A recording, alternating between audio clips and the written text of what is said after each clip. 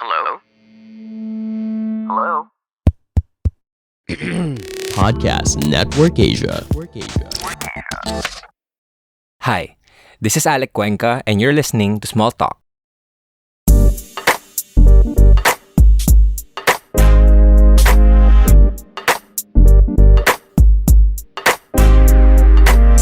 Hey guys, welcome back to Small Talk, small conversations with huge impact. My name is Alec Cuenca, and I'm your host. And before we actually start, I just want to thank each and every one of you who are listening to the podcast right now. If this is your first time, then I hope that you go check out the other episodes because those episodes have amazing insights as well. If you are an avid listener of the podcast, and welcome back, I hope that you enjoy this episode because this is, I know I always say this, but I just can't help it. This is a very special episode because we have a special guest. Our guest for today is the first certified practitioner and instructor of Theta Healing in the Philippines. She's also a certified clinical hypnotherapist, past life regressionist, Reiki practitioner, Access Bars practitioner, and pranic healing, in addition to being well-versed in other healing techniques. She's the founder of Third Eye Wellness, which is a mind, body, energy, health, and well-being center in Fort Bonifacio in Taguig. And she's also a content creator. And more importantly, she is the host of the podcast under PNA, Project Loving Myself, where she talks with well-known celebrities and influencers from the Philippines about their journey to self-love. Let's all welcome Miss Sanaiyah Gurnamal. Welcome to the show, Sanaiyah. Hi, Alex. Thank you so much for having me. It's, my guests say this when they come on my show, that it's so strange to hear somebody else talk about their story. And now as I listen to you, introduce me, I have the same feeling like, oh, wow, yes, this is me. So thank you for that introduction. No, it's all my pleasure. I mean, I was trying to get self-help or better way coaches or therapists on my show, but I just can't find people. And when I saw your show on podcast, under the PNA, I was really excited. I told my producers and my team I need to get Sanaiyah on my show. It's just why I'm really excited. If you can say I'm kind of nervous because I'm really excited to have you, and I have a lot of questions and I can't wait to dive right in. Actually, let's start talking about first. I want to know, how did you get into the self-help industry? Where did it all start? Actually, that's a really great story, Alec, because I grew up in Japan and I went to college in the US. I went to a university called University of Pennsylvania. And so I really thought I was going to become a marketing consultant, or I was going to go into consulting or finance work, really sort of professional work. And I was very career motivated. You would call me like an A-type personality, someone who's really like, go, go, go, what's next, which is very far from someone who is, into health and wellness and well-being. So I actually was pursuing more of a corporate job. I was a fashion buyer with the company called Saks Fifth Avenue, which is kind of like Rustan's, but in the US. And I had a very different type of life. Now, after living in the US for about 8 years, I moved to Dubai, where my family was, and I continued to work there. I had my own jewelry business. I was also working with another company in branding and marketing. So a very strong marketing sort of background. And interestingly enough, I was invited to kind of a awareness talk, a well-being sort of event. I knew nothing really about it. I just knew the person who was running the event. And I didn't think it was something that I would be interested in.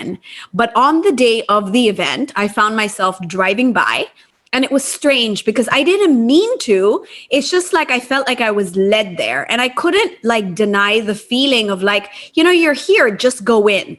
And I'm like, this is not even my cup of tea. This is not, the line of work I'm interested in. And I'm not into spirituality and healing and all of that, which is what I understood the talk was going to be about.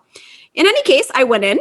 Okay, I braved it. I went in, and it was, just an hour and a bit. And I remember sitting at the edge of my seat, just completely spellbound, just being like, wow, is this real? Like, is this person who's talking about healing your mind and your body? And he was talking about angels and he was talking about a lot of different things. And I thought it was kind of a little bit out there. And my very left brain at that point was like, something about this connects with me. I feel it, like I could feel it in my gut. I could feel like there's something about this, but my brain is like, oh, but this just sounds really crazy. So being kind of that type of person, I'm a bit nerdy, I went home and I went onto Google and I didn't sleep the entire night.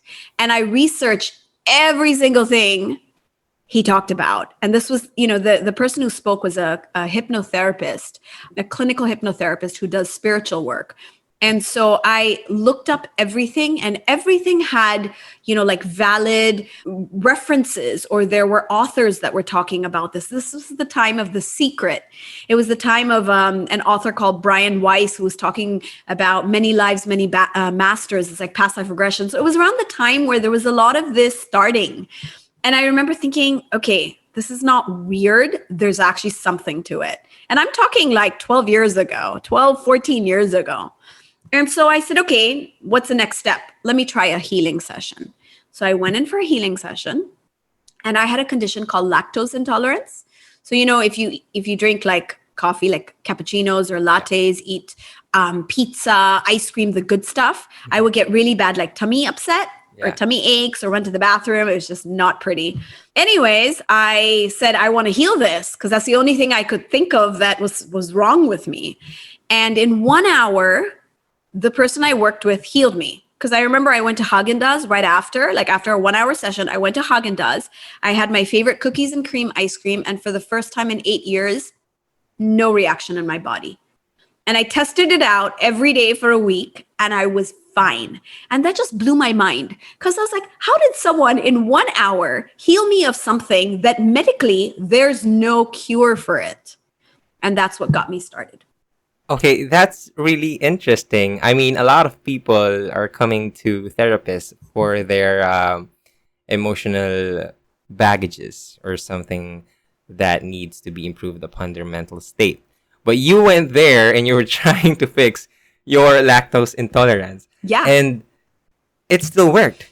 And I wanna learn more about that. Can you tell us a little bit more about that experience? I mean, obviously you can't tell the whole thing that happened, but what do you think made it effective or made it helped you in some way? So the thing is, even though I actually went in without a clear idea of what was I going to heal, because most of us don't really know what's wrong with our life, right? We think that whatever challenge or difficulty we're facing, this is normal. This is life. You don't think that you can change it, which is why you're still in that situation. So when I went in, I didn't know what to heal, but it just came to my mind, oh, you're lactose intolerant. And that's kind of annoying, right? So I said, let's see if I can heal this. And at the end of the day, the lactose intolerance really went down to childhood issues. Okay, so when I was about like 8 years old, I went to a memory and it brought up a lot of feelings of like life was unfair because I had a younger brother and I was the older sister, just two of us in the family. And I really felt like my mother always favored my younger brother. Like she would feel that maybe I bullied him or I, was the one who was always, on my little brother's case. But the way I looked at it is he just got away with everything because he was the favorite. And so a lot of these feelings, life is unfair, I don't really feel loved. And from that, it went to sort of the issues that I had looking at my parents growing up because they had a little bit of a challenging marriage. And I remember being there and being really aware of the stress and the tension in the family. So really, it was about lactose intolerance, but it went down to emotional things that were affecting my mental well-being. I just wasn't aware of the connection. And it was when, through the help of the therapist, she helped me connect that my body was rejecting lactose because in my memory, I associated ice cream with these feelings that I was having. And so our body protects us, right? So our body's job is to keep us safe, to keep us alive. And so when my body associated ice cream with these really negative feelings, and there was sort of an incident, it'll take a little too long to get into it, but there was an incident where those two seemingly disconnected events got connected. And from that point onward, my brain decided that ice cream was going to bring up these negative feelings. Fast forward, I was in college and something happened in a statistics class, and I was really upset with one of my teammates who wasn't doing any work and left me to do all the work. So once again, I said, this is so unfair. I'm doing all the work. Somebody else is getting away with not doing anything. And I remember going for a coffee. I went to go get my latte from Starbucks. And I remember that was the first time I really felt the discomfort of lactose intolerance. So it's like my brain remembered or connected, hey, this has happened before. So what we need to do is reject all forms of dairy, because dairy is dangerous. It brings up these feelings of life is unfair. Of course, my brain didn't understand that the dairy had nothing to do with it. It just, those two events were really close together and the connection was made. So once I kind of went through those feelings, the therapist helped me kind of through breathing and through realizations, release all the, feelings of unfairness, any kind of negative feelings I was having. She helped me kind of release it in that 1 hour session. And at that point, the trigger was gone. So now my body felt safe. We don't need to protect you against dairy because you no longer feel unfair. You no longer feel these negative feelings. And really, that was the start of my journey, because I said, if this was so easy to heal, why are people sick? Why are people sick with cancer? Why are people sick with all these diseases in the world? If it really just comes down to our emotions and our, memories, and it can be healed. And so from that point onwards, I started my own journey, I would say, of self-discovery. I became a workshop junkie. I took every class I could get my hands on. I would spend all my money that I was earning from my job, from my full-time job. I would spend it, taking classes on weekends, or, on my holidays, I would go to retreats or workshops, anywhere I could soak in more knowledge. And I wanted to learn everything. I was just so kind of wowed by everything I was learning, and it kept me going. I started meditation. Up until that point, I'd never meditated, but I took a class on how to meditate, and I started to meditate, and it was like a 21-day program. So every day I meditated, and almost every day I had some kind of an experience. It gave me a lot of courage, confidence, and an understanding that there's a lot more to the universe, to the world, than what meets, the eyes. And so that's really where it all started. That is a very inspiring story. Thank you so much. Now, I have a lot of questions, but before that, let me just invite all the people who are listening right now. Please go out, check out the other amazing podcasts under Podcast Network Asia. And here's one podcast you might like. Hi, this is Sanaiyah, and I'm a well-being junkie. It's true, I admit it. I love everything to do with mind, body, and energy, and I'm constantly on a journey of learning, exploration, and self-discovery. So I created a podcast to talk to experts, influencers, and thought leaders to be inspired by new ideas. So join me on the Project Loving Myself podcast, because the most important relationship you will ever have is the relationship you have with yourself. You are loved. Sanaiyah, I was really amazed by a lot of things, but first and foremost was the fact that I didn't put life in that perspective where our bodies are trying to protect us from what it feels needs to be protected based from our experiences. And so when it all we think that it's all physical, it's actually somewhat part of mental and a more spiritual experience. Yeah. And so can I just ask, is there any limitations with because a lot I can feel like a lot of people are very they don't believe in these kinds of stuff because, well, we have doctors and that's the first people that they go to. But can you tell us, is there any limitations when it comes to that kind of healing process and understanding more of yourself? That's actually a really good question, Alec, because there are people who go into well-being and healing and they may not feel like they're getting the results right away. Okay. So I have in my practice, because I'm a well-being coach and I see people on a daily basis, whether it's, for disease or relationship issues, financial issues, whatever the challenge may be. And what I found is that if you are committed to change, you want the change. Okay. That's half the battle. Okay. And there are people who sometimes go into it because their mother forces them, their girlfriend or their boyfriend pushes them into it. So they're not really completely going out of their own free will. So that definitely affects their ability to get anything out of it, because there's going to be a strong resistance. So that's number one. Okay. You have to really be willing and ready for change.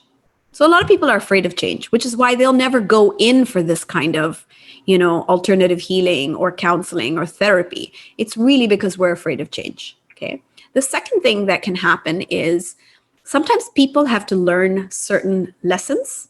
We call them sometimes like virtues or just things we need to learn. Maybe it's patience, maybe it's faith, maybe it's tolerance, maybe it's commitment. So sometimes your process of healing may take a little bit extra time. Or like I had a client who went to a lot of different types of healers, okay, and counseling, and nobody was really able to help her. But when she came to me, I figured out that she didn't really believe anybody could help her. So she was just shopping around to prove the point that nobody can help her. So what we worked on is not her issue. We worked on why she believes no one can help her. Okay. And it turns out she believes she really has to do everything on her own. So you really got to work with the client's mind, because the answers and the key is in the mind. Now, I like what you said earlier, Alec. You said what my story kind of helped you understand is that our body's keeping us safe, right? So I thought it might be nice to share like another example with you that will really illustrate my point. So I had a client come to me, and this client of mine had suffered through some abuse as a child. Okay. It was a little bit of sexual abuse. So she grew up being a little bit afraid of men and afraid of intimacy. So what happened is she gained a lot of weight. Okay. And she became a woman who generally had difficulty losing weight. Okay. Now, what we discovered in the healing session is the reason she gains weight is because it keeps her safe. Her mind figures, if I gain weight and I'm heavier, it'll make me less attractive. And if I'm less attractive, then men aren't going to look at me like a sexual object. That's number one. So now I'm safer, I'm protected. And the second thing is, if I'm more heavier, maybe I'm not going to be as attractive as I could be. And that will stop me from getting into a relationship with someone, because at the end of the day, she's afraid of intimacy. She's afraid of trusting someone. She's afraid of someone taking advantage of her again. So this is a really good example of how our body does things to protect us, or to keep us. There's always like something that's like the lesser evil. I'd rather be single, but at least I'm safe from intimacy, or I'm safe from abuse. And of course she wanted a soulmate and she wanted to lose weight, but she was having difficulty on both those fronts because she didn't understand why there was this difficulty. So awareness is key. I love that. I mean, we could.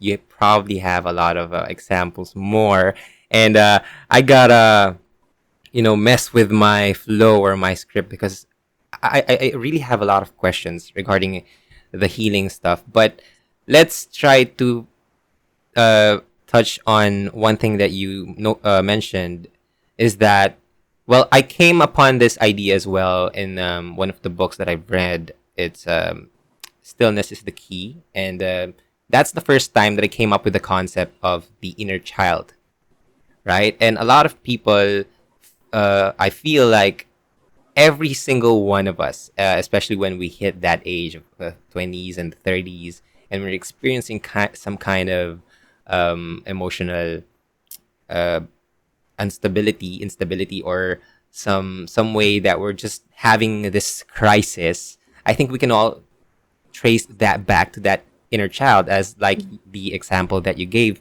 to us. And I want to know, can you tell us a little bit more about how can someone, identify that moment where they need to go back to that inner child? Because I feel like everybody has that kind of issue? I think the inner child is such a powerful concept. And I think you already pointed out something, which is stillness is key. Okay. So really sort of understanding what's going on and where these feelings and memories are coming from is really going to help us to connect to the inner child. For example, let's say we have a challenge in our life. Okay. So we have some kind of difficult situation and maybe it's with a coworker. Okay. And how is that coworker making me feel? Well, I feel attacked by the coworker. I feel like I'm not good enough.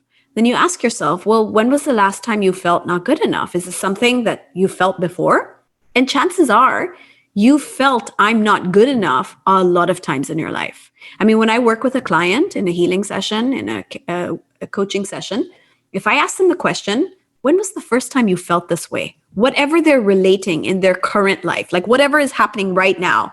And I'll ask them, have you felt this before? Is this feeling something that is like a pattern? And they always say yes. And I said, okay, well, take me back to the very first time you remember feeling this way. And it's always with the parents or the brother, the sister, the grandmother. It's the people in our life who were the earliest influencers. And so we go back to usually a childhood memory. And none of these people actually consciously remember this, but it's in the session as they're kind of going into that space of quieting their mind, stillness, and really focusing on the feeling, nothing else, just the feeling, that we can kind of connect back to, well, when was the first time? And the memory just comes up. It's really easy when you're working with someone who's trained to do this. And the memory comes right up, and my client will say, oh, I remember, I was 4 years old. I was at a birthday party and, my father yelled at me and it was my birthday. And I felt really upset because it was my birthday and yet he was yelling at me and I felt no good enough. So that's where it started. So going back and healing the inner child often will just end the cycle of I'm not good enough happening all the time with so many people in their life. Okay. And the thing is, we as children have a very different understanding and perspective than as an adult. As an adult, if someone, says something to you, you can brush it off. You can reject it. You can choose to kind of ignore it. But as a child, small statements, like things like somebody saying you're stupid, you're ugly, you're not good enough. Like, especially when it's a parent or it's someone who is bigger than you in size. Because as a tiny little child, you look up at all these giants, these adults in your life are like giants, right? Yeah. And they know everything. So you're this like vulnerable child. You don't understand anything. You rely on these adults to help you understand the world. And when they say something, that's the truth. That becomes your reality. And you believe it because you don't know better. And so those moments end up defining the rest of our life. And it's always the case when I work with people. It's that childhood experience and it repeats in many different ways with many different people all the way into adulthood. I love that. And when I learned about that concept, it was it was actually the first time that I cried reading a book, because I figured that I think most 99% of the things that I'm struggling with can be traced back to that moment where I felt like I didn't get the love that I was supposed to receive, or I didn't get the response that I was hoping for. But when I got to understand that whole concept, where, well, okay, now you're a bigger person, and now you understand the world. Now you're not sensitive to these remarks or actions by the giants beside you. Now you can go back to that position and then comfort him. Hey, it's okay. I'm here. It's going to be okay. You're going to be good. And once I was able to reconnect with my inner child, like I felt more still, and I felt a lot more peace inside of me that I didn't get the chance. Like I was having all these problems left and right, but I was dealing them on the surface level. But it turns out that there was this one a big root that I need to handle or look into. And so I need to ask. There's so many things that I want to ask, and I feel like I need a second session, a second recording with you, because I've completely gone off script with all the things that you're talking about. But I want to touch more on your work as a theta healer. I mean, you are the first practitioner of theta healing here in the Philippines. Can you tell us a little bit more of the overview of what is theta healing? Okay. So remember how I told you, Alec, that I was a workshop junkie, right? And I studied everything I could get my hands on. I learned that there are many different ways to work with healing, to work with the mind, to resolve whatever issue. And I do believe everything works. It's just that every different type of approach that you use has its own sort of guidelines, rules, or way things work. And for me, I'm a very impatient person. I like, like instant results. I want to move quickly, right? So the first thing that appealed to me when I found theta healing is that it's instant. It was instant for many of the things I work through. And what was the other thing that really appealed to me about theta healing as a healing technique is it forced me to be better. Because as I went through and learned a lot of different things, I realized that the most important thing, if you want to be on the path of well-being, coaching, is you have to be the example. You have to be the one who has changed their life enough. You have to be the one who's gone through the challenges, the difficulties, and come out of it so that you can kind of be the inspiration for other people and you can show them that this works. Okay. And a lot of different techniques I worked with, there wasn't so much focus of you having to improve yourself. You can be a really good hypnotherapist and your whole life could be falling apart, or you can be a really good energy healer, but maybe you might not be a very good person. And what I loved about theta healing is the entire beginning of my journey was working on myself. And so I used theta healing to kind of clean up my childhood issues. I did a lot of inner child work. I did a lot of work with relationships because I had a lot of bad luck or just a lot of heartache in relationships, and I really felt like I'm never going to find my soulmate. And when you're in your 20s, that's kind of like the most important thing, and I remember I would always fall in love with the bad guys, the one who would really give me a rough time. And the ones who loved me and treated me like a princess, I would just I would just get bored. And I was like, something is wrong with this, So I started working on every area of my life and I saw huge changes. My life literally turned around. I would say every relationship in my life was healed. My relationship with my parents, which was, kind of normal teenager going into your 20s, you have different points of view. And I never felt like I could communicate with them I never felt like really loved the way I wanted to be. And I realized it wasn't them, it was me. And I had to do a lot of my own healing. So really, I had the responsibility of healing everything in my life. And it was all on me. That's what I loved. So I decided to study it further. The founder of the technique, her name is Vienna Steibel, and she had cancer. And she healed herself through the technique. And she instantly healed herself from, a very advanced cancer that they were talking about amputating her leg. And to me, that was something just mind-blowing that could happen, that you could have cancer and then in the next second there's no cancer and it's medically validated. That just was something really crazy. So I knew I had to learn theta healing. And so I was in Dubai at that point. I was living in Dubai. I learned theta healing. Within 3 weeks, I had a dream that I'm going to open a healing center, which I did.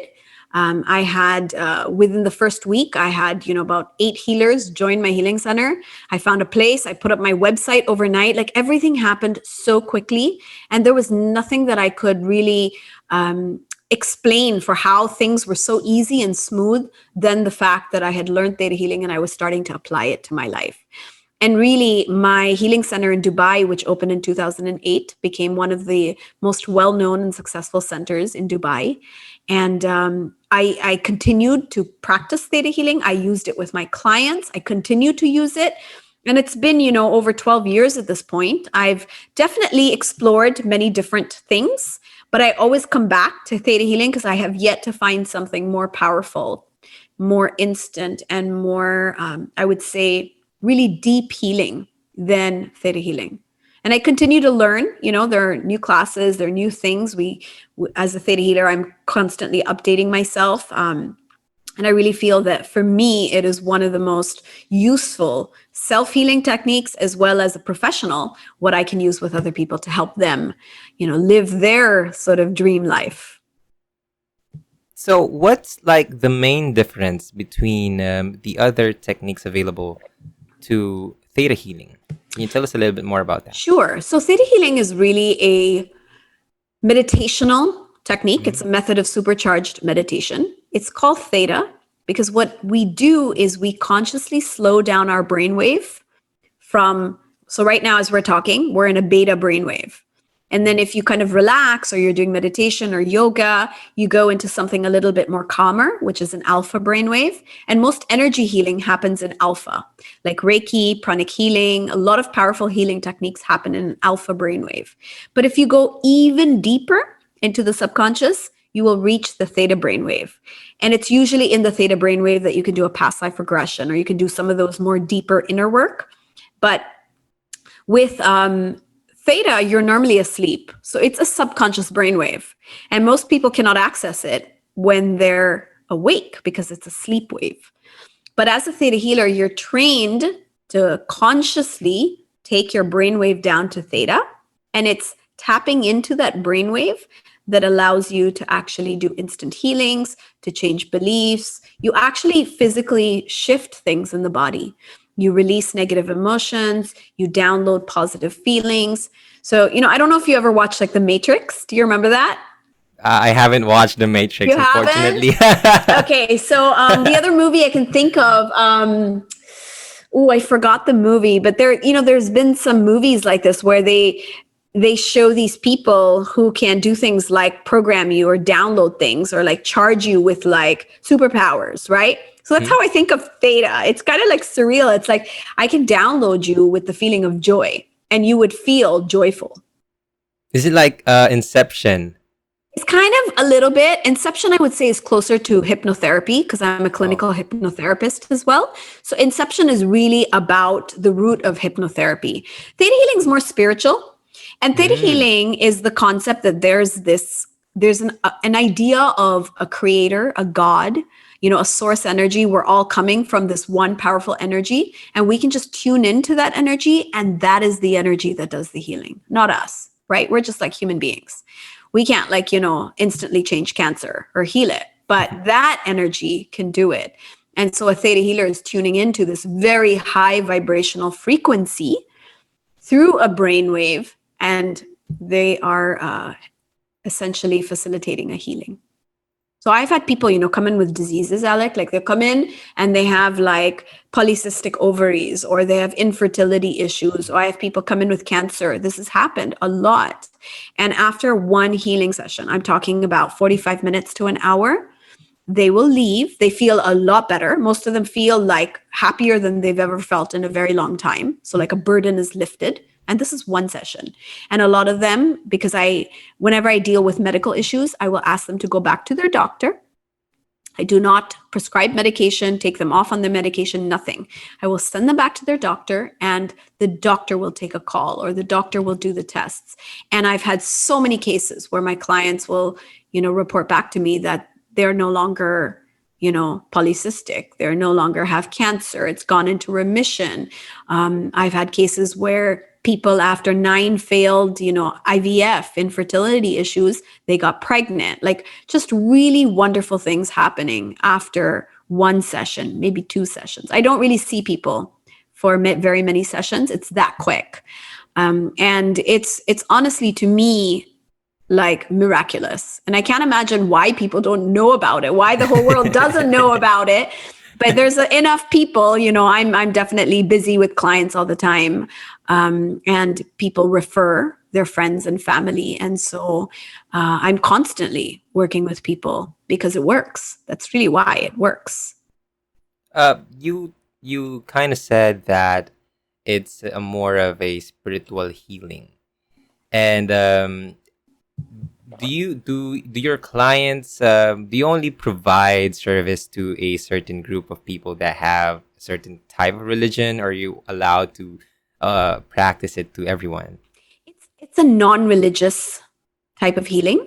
Mhm. Okay. And so really anyone who has a faith in the idea of a God, a source, and it doesn't matter what religion you believe in. So obviously most of my clients here are Christians, they're Catholics. I've even had born again Christians, I've had Jehovah's Witness, I've had really people with very strong beliefs. I've had clients, who are really from a variety of different countries and religions. And it doesn't matter. As long as you believe that there's something greater than you, there's a greater power than you. Because if you don't believe there's anything greater than you, then you're stuck, right? It's just Yeah. like you have nobody to turn to. There's nothing beyond you. But if you just acknowledge that there is something beyond us that can create miracles or do healings, that's all it takes. And so really, I've never had religion be a problem. I've never encountered anyone who's told me that this goes against their belief system. Mhm. And in fact, most of my students are, Filipinos. And I also have students, like I have a lot of OFW students, so people from around the world. And I have a lot of different nationalities as students as well. So I teach classes since I'm a certified instructor as well. So that's really amazing, and I just love that it's really inclusive to everyone who just wants to be healed from one thing that they're struggling with, or that they don't know what they need to be healed from. And I just want to go back to the point where, well, you said that it's kind of like these waves that you connect to a higher purpose, you connect to that higher wave. Well, because I'm a huge fan of the law of attraction, although I'm not really well versed about it. One of my favorite songs is a rap song about from Russ. It's called Manifest, and you've been saying manifest all throughout our conversation, and I want to tap into more of that. How is manifestation in your perspective? Is it real? Is it really effective? Yeah. Manifestation, law of attraction, these are very real things. And this is not just like us talking about it. This is scientific, right?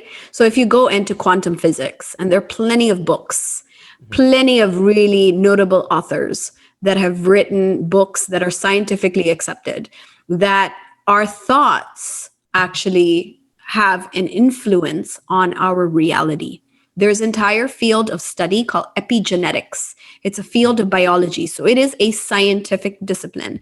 And they prove that our thoughts are actually turning genes on and off in our body.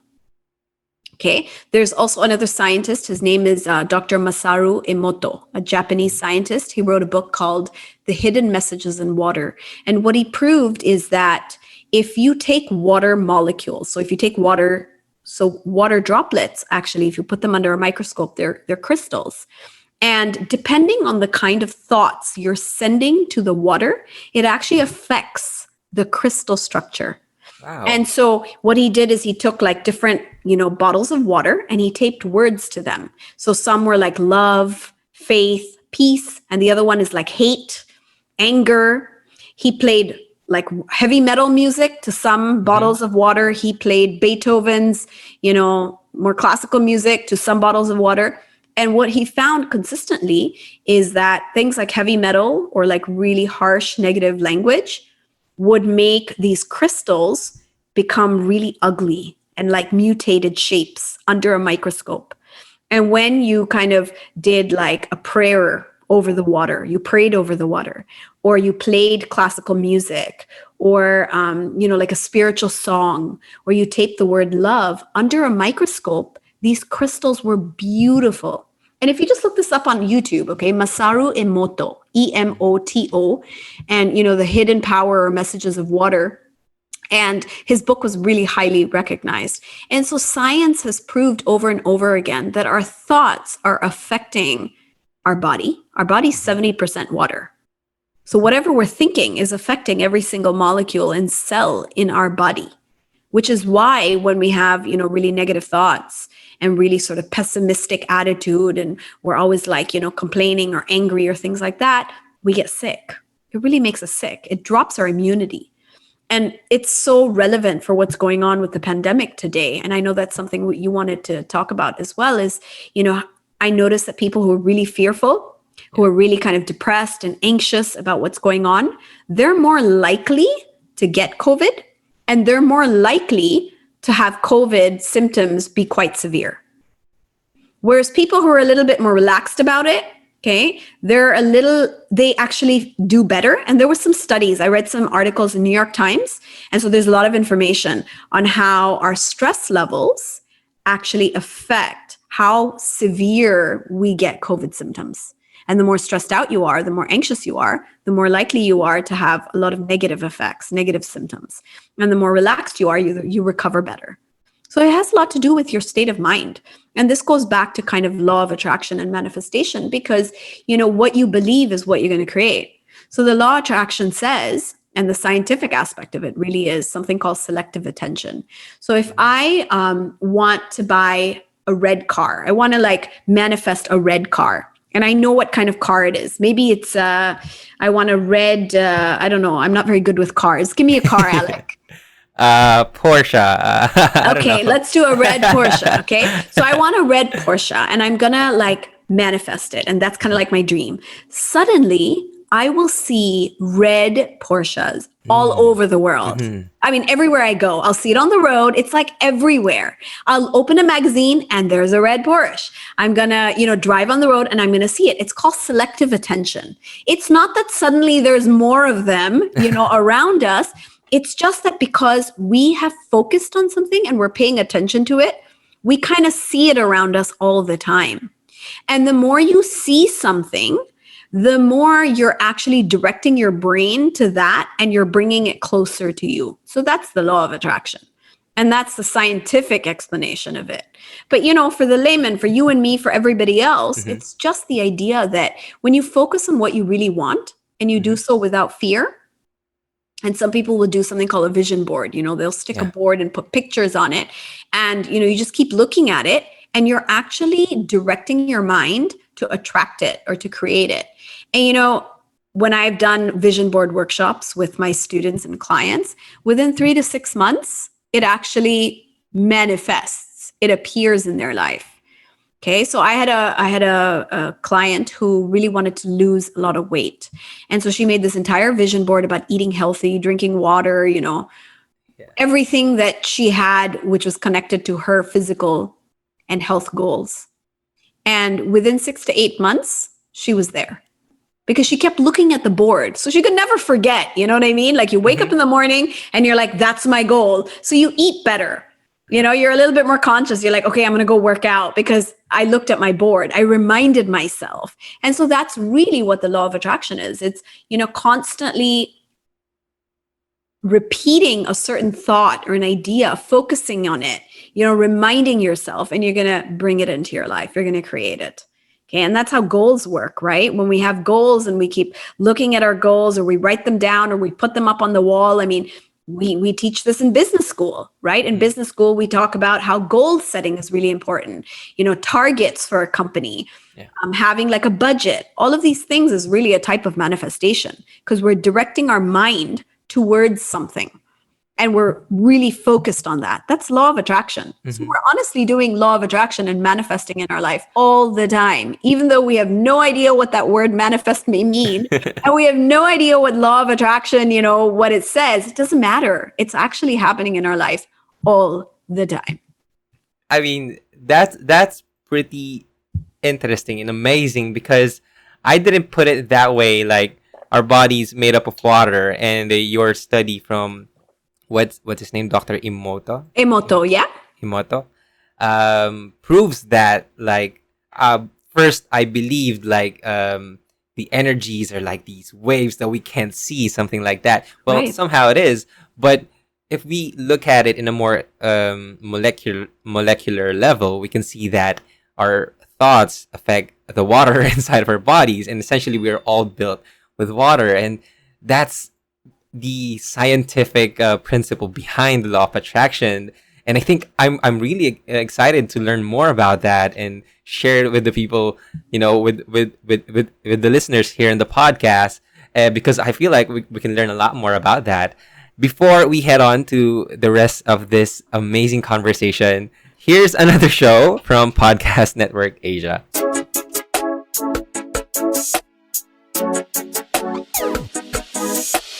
Hi, this is Jason Law, best-selling author, speaker, and now the host of the Unique Life podcast, where I discuss the 4 different types of personalities so that you will know your strengths and weaknesses and that of others.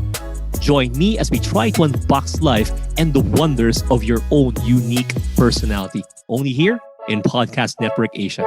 I'll catch you there.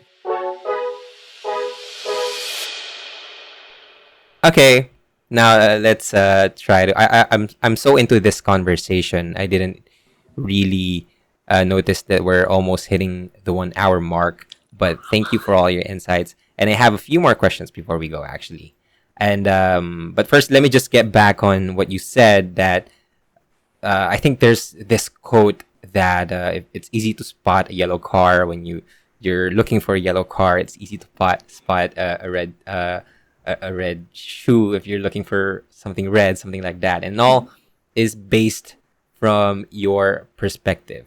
And one thing that I saw from one of your videos is that there's this process called framing. And I think that it's basically it's the most basic thing about when trying to figure out more about yourself, trying to understand yourself better.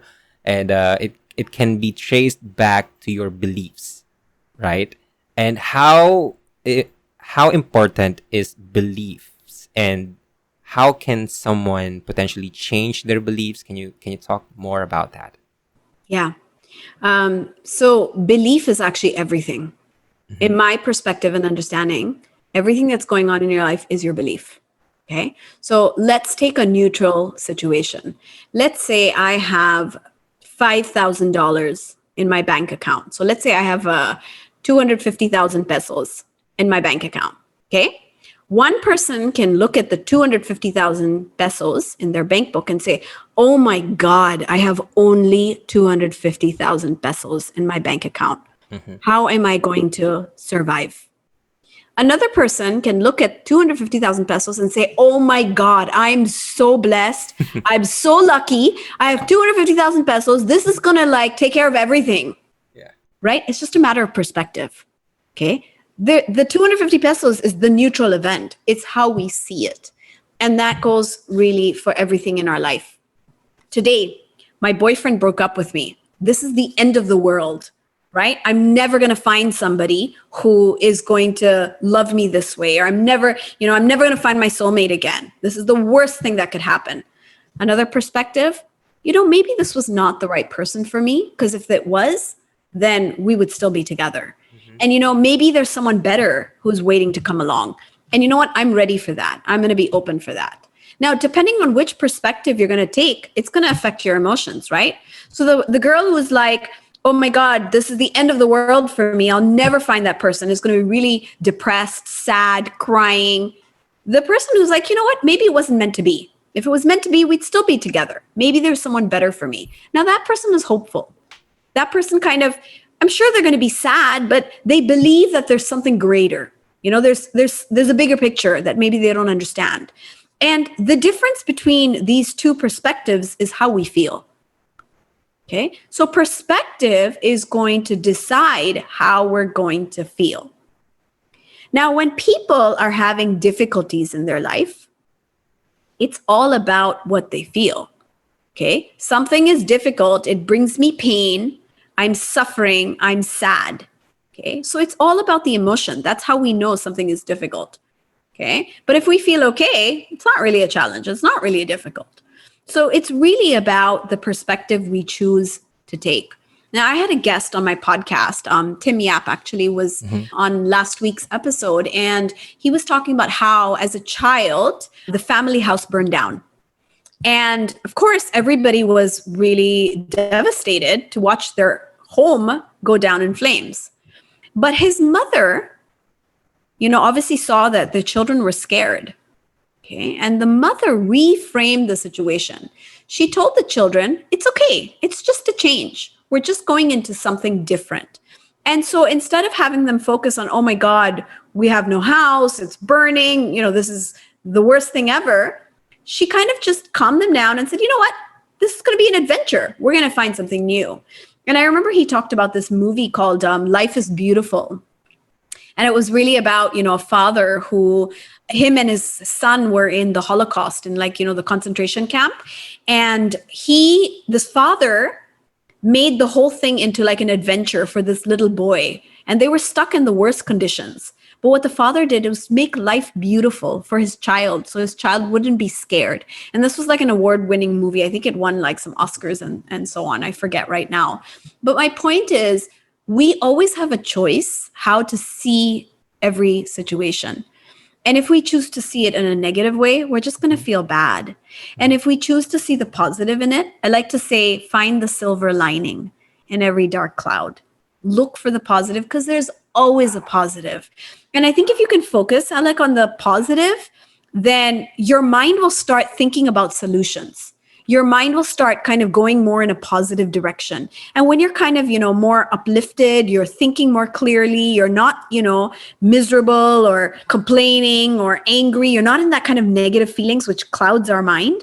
If you're kind of more positive, you'll think more clearly. So you'll make better decisions. You'll make better choices. So it's a win-win situation for you. Okay. Now, some people might say, oh, you're just pretending. You're just pretending that everything is okay, and it's not. And you know what? If it's pretending, but you feel better, then that's what matters. Okay? Because how you feel in any given moment defines your experience. Okay? And I'm not saying, don't pretend like you have no feelings. You should feel, but don't get kind of caught up and stuck in it. Like, okay, your house burned down. It's terrible. And you know what? It's really, really painful. But what's next? How do we, what can we think? What can we do next? How do we get out of the situation? Okay. What's the opportunity in this? And there's an opportunity. Just like with COVID, the pandemic, yes, this is a terrible situation for the entire world. But you know what? There are so many opportunities for us. We can work on our well-being. We can work on our health. We can spend more time with our family. We can spend quality time with our own self. We can go on, a journey of self-discovery. We can listen to podcasts. We can kind of slow down a little bit, which is, I think, really a great thing for all of us who live very busy lives. For me, this pandemic has been a blessing. Okay, it's really been a blessing, and that's perspective. That's the perspective I choose to have. And if it's going to take a little bit more time, I'm going to be okay. I'm not going to be stressed and worried, and I'm not going to, get depressed, because my attitude is positive. And I'm looking at the silver lining. I'm looking at how I can use this to benefit my family, myself, and other people. I like that. And let me just add to what you said, because I also teach, because a lot of people might misconstrue your sentence or your statements like, oh, it's just be positive and everything's going to be all right. But it's not that you totally not acknowledge that there is something bad happening in your life. It's just you understanding that, because when we're trying to fight with our emotions, when we get caught up with the negative stuff that we feel, we try to argue with reality. And chances are, if we argue with reality, we're going to lose 100% of the time, right? So if we are trying to put ourselves in a positive perspective, as you're saying, we start to accept what is actually happening, and then we can actually think about solutions that can make our situation better. But it all starts with the framing, with the perspective. Okay, this is it. I'm not going to indulge myself into these negative emotions, but I'm trying to go in a positive direction and think about solutions where I can make my situation better. So thank you so much for sharing that.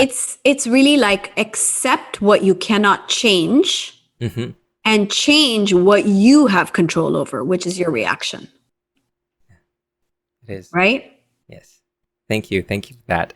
And as much as I want to have more conversations, more questions, because this honestly has been amazing, Sanaya, and I will definitely ask you again to come back to this show, because I feel like a lot of my listeners will enjoy this episode, because now we have a professional on board where she's affirming all the things that I'm saying on the podcast. So I'm gonna invite you again, but before we actually end this whole podcast episode, I want to ask: is there any advice that you could give to people right now in their homes, right? Because they might get this. Okay, I need to do that. I need to change my perspective, but I really don't know how, right? So can you give some practical advice on what they can do in their houses to get a better perspective and try to heal from whatever they're trying to heal from? I think what's really important is to take care of our mindset, sort of our mental attitude. And I think one of the best ways to do that is through gratitude. So to be thankful and grateful for what you have. So I think many people are always like, oh, this is wrong, this is bad. And we're looking for everything that's going wrong. We're criticizing ourselves. Why didn't we do this? We're constantly like on our own case. And I think that changing that, so really acknowledging yourself, okay, I did this today, or I did this well. Even the small little tiny things is, celebrate those things. Celebrate yourself. If you actually spent 5 minutes in meditation or in quiet stillness, that was amazing. You did great. So constantly acknowledging and recognizing yourself for all the good things you're doing for you is important to me. I think being grateful for everything that you do have instead of focusing on what you don't have is something that could be very, very helpful. I do recommend to a lot of my students to have like a gratitude notebook. And, you can wake up in the morning and write down 5 things you're grateful for. I'm grateful for the air in my lungs. I'm grateful that I have this really yummy toast to eat for breakfast. It could be anything, but just doing that changes the mindset. And finally, really spending time on your own self-care, on your mental well-being, I think is really, really important for every one of us, given the situation today. I think that things like meditation, relaxation time, quiet time, learning, spending time more in a learning space, those are things that can really help us to get through difficult situations and times. I think there's always a solution. And so really opening up your mind to those possibilities is very, very important. And finally, love yourself. Mm-hmm. You are amazing. You've come so far. You are amazing. So love yourself. That's really my message. Thank you. I love that, Sanaiyah. And that's it, you guys. You now have something to do. Get a notebook, write 5 things that you're grateful for, and always try to look things on another perspective. And before we actually conclude this podcast episode, I have a small segment for all of my guests. I call this the Real Talk. It's like a fast talk with Boy Abunda, but it's kind of wholesome, don't worry. And it's just 5 questions, and you need to answer with either one word, one phrase, or one sentence. And there's no explanation. But I sometimes break my own rule when I get really interesting answer. But that's the rule. No explanation. One word, one phrase, and one sentence. Are you ready, Sanaiyah? I am ready. No pressure, right? No pressure. Okay. First question. If you could talk to your 18-year-old self, what would you say to her? Wow, I just brain froze. Okay, ask me again. Ask me again. If I could talk to my... If you could talk to your 18-year-old self, what would you say to her? Love yourself more. Love yourself more. Love that.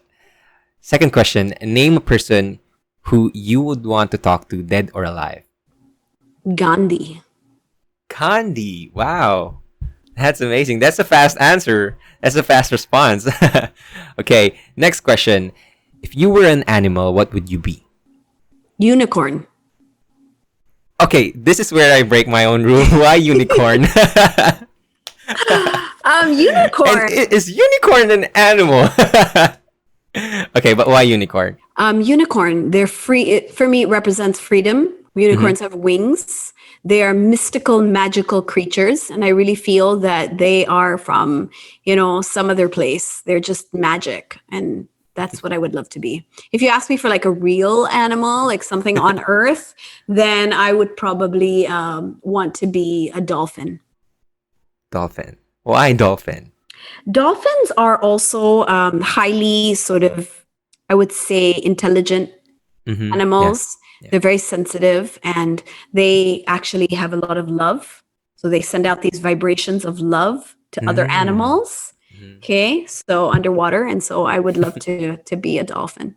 I think they're beautiful. They are really beautiful. And my fourth question is, if you could change one thing in this world, what would it be? I would change ignorance. I would, really wish if people could kind of become more aware and more sort of awakened to themselves. That would be something that would be a dream to see in the world. That's beautiful, Sanaiyah. My last question, what do you want your legacy to be known for? Definitely, I feel my legacy would be love. It's really teaching people to love themselves. I think I started as someone who didn't love herself. And it's taken me my entire lifetime, to really get to this point where I completely love myself. And because of that, the people around me love me so much. And I realize it's just a reflection. And I know that's a really long answer, Alec, but I couldn't help it. I appreciate it. You're giving me loaded questions. It's not like, easy one-word answers.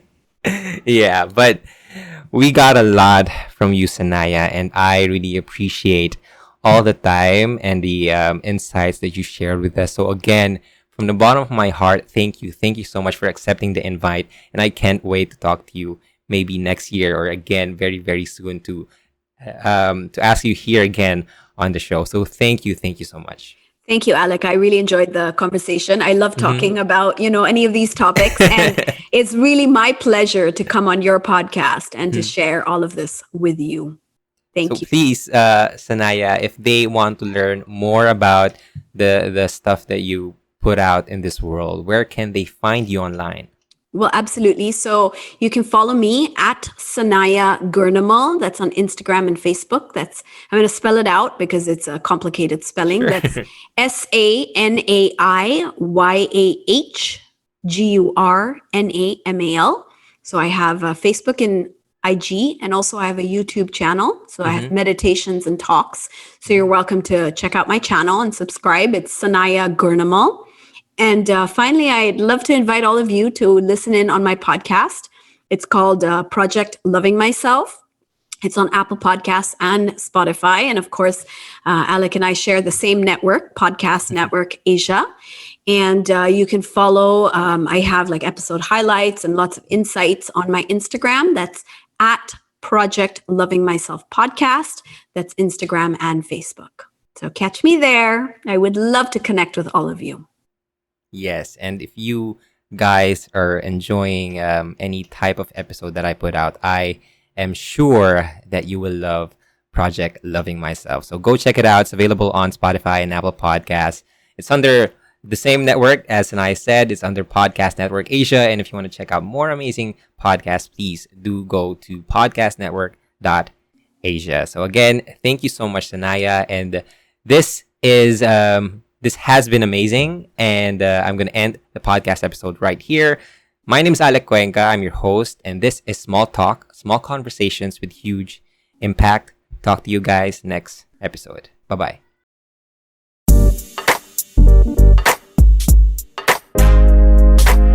Thank you for listening to Small Talk. For more updates, you can follow me at Small Talk Podcast on Instagram and on TikTok. That's at Small Talk Podcast on Instagram and on TikTok.